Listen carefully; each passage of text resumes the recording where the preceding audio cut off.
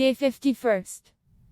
Today, after we illuminate the center with red, we paint the flower of our life in the colors of the rays between which this flower is located. Blue and violet.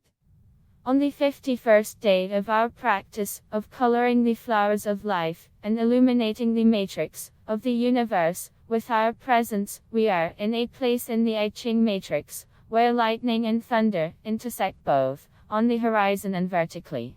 The earth and the sky tremble, shake and open up. This place is the home and forge of the somatic mind, Ya.E.E. Ya.E.E. Here lives the Lord God, whose name in Greek mythology is Kronos. In our opinion, this is simply time itself. Kronos has a bloodthirsty image of a monster eating his children. But let's try to look at this picture impartially. Let's start with the question: how, in fact, does the somatic mind function and grow? For example, what could have been the first information that came out of him when confronted with something unknown to him? I believe that he simply hiccuped from fear. And most likely, this hiccup sounded like "ya." And this "ya," reactive and analytical minds, which were the unknown that the somatic mind could encounter at the first moment of its life, picked up something that delighted them and appropriated it for themselves. Because, from their point of view, this is how the somatic mind presented itself to them. So, from their point of view, it called its name. And this name was the most beautiful thing that could only be invented for oneself. And since then, heaven, the place where all minds are included, sounds like "ya." Ya, ya. As for the word "e," it expresses all possible emotions of all participants in all economic relations. Try it yourself. If you also include your facial expressions, gestures, and poses, then with one word "e" in response to "ya," you can depict almost all the passion of life. Because this word, from the point of view of minds, expresses the gracious consent of the female nature of any performer. Let us recall how Pushkin's Swan Princess said about the essence of a wife's nature. After all, a wife is not a mitten. You can't shake her off a white hand and you can't tuck her into your belt.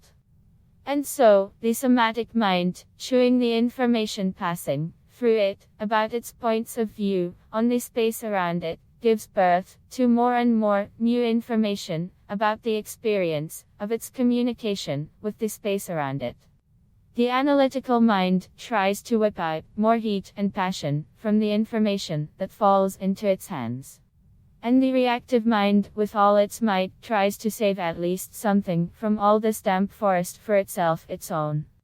After all, if you don't take care of yourself, no one will even remember you.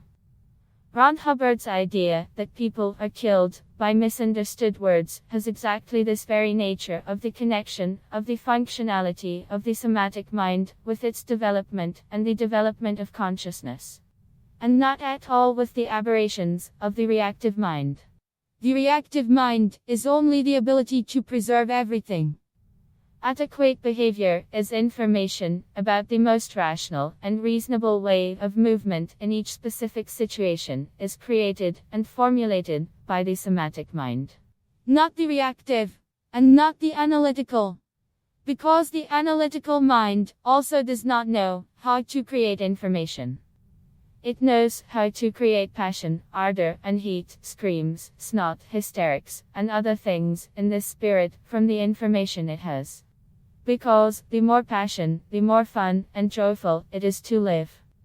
In order for the somatic mind to be able to create some new information, purely technically, it must swallow its old information, chew it well, take it apart piece by piece, and put it on the shelves. Then, he must go through his pantries and scrape them.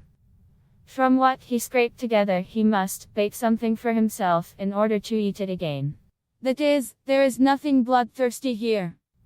And, as long as the somatic mind feeds on the information that it can easily catch, bite off, swallow, chew well, take apart, and put on shelves, easily, freely and calmly place it in its womb, everything in its life will be good.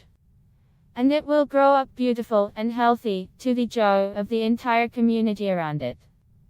And what comes out of it will be useful food for its own health, for the health of the reactive and analytical minds, and for the health of their consciousness. Because everything that is well chewed is well structured in the somatic mind. But when the immature, rushing and hurrying consciousness begins to throw the somatic mind tasks too quickly without chewing, swallow a huge Massachusetts of information that it expropriated from the reactive mind, like for public needs, an apocalypse occurs. The somatic mind explodes, and all its storerooms fly apart in all four directions. Or, because one cannot violate the technological discipline of nutrition and generation of meanings by the somatic mind. The development of the somatic mind is possible only in a consistent, rhythmic, and progressive movement from simple to complex. And the process of this development cannot be looped over short distances. You cannot feed the somatic mind with only yins and yangs. You cannot feed the somatic mind with the points of view of one authority. The food of the somatic mind must be varied. It must have the opportunity to chew on the maximum possible number of opinions about the maximum possible number of points of view on the maximum possible aspects of life. That is why the 51st energy gate in human design is called initiative and holds the keys from agitation to awakening. The words that define the energy gates are the architectural elements of the human form of consciousness. That is, for the human form of consciousness, in the 51 gates of its energy structure, it is fundamentally important to remember about initiative as a goal to awaken, in your self-interest, in increasing the Massachusetts of different points of view on aspects of your own life. From now on and forever, try not to forget this, my dears. And remember everything you have read here at least once every 64 days. And now, I return your attention to coloring the outer edges of today's flower, brown and pink. We need this so that we can clearly and easily see the beauty of the change in the picture of our world. Excellent! The day has taken place.